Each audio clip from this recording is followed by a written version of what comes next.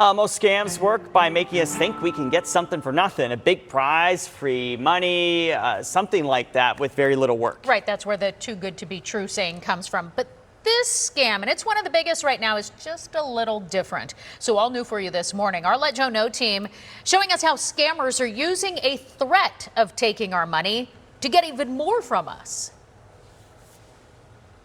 I got an email. An email like this, supposedly from PayPal, about a purchase Sue never made. An iPhone 14, $699.99. If this is not you, then call this number. That's how it started. Just hours later, it ended, with scammers wiping out her bank accounts. So it was about $70,000?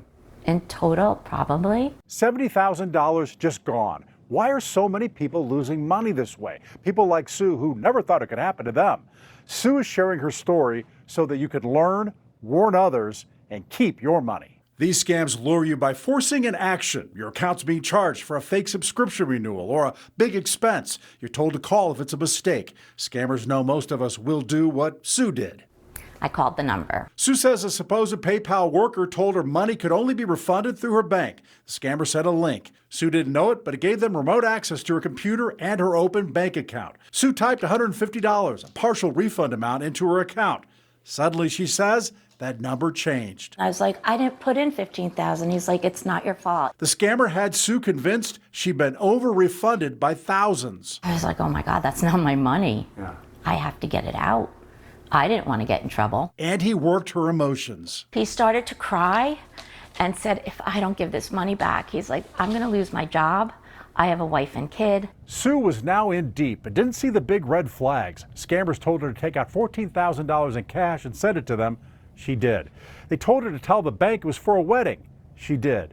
But when the scammer said the delivery of cash didn't happen and they now needed to be paid in gift cards or Bitcoin, that's when Sue woke up. Oh my God.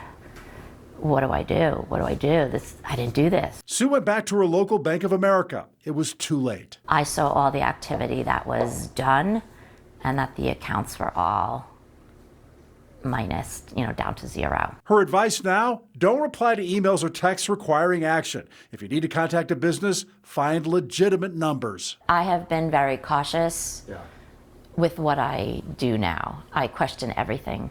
Thanks to Sue for sharing her story to help others, and we have contacted Bank of America about Sue's case, trying to get some of that money back. Go to ABC15.com/LetJoeKnow to see all the ways to protect yourself, scams, and see the latest scams daily on the Let Joe Know Facebook page. I'm investigator Joe Ducey. If you got a problem, let me know.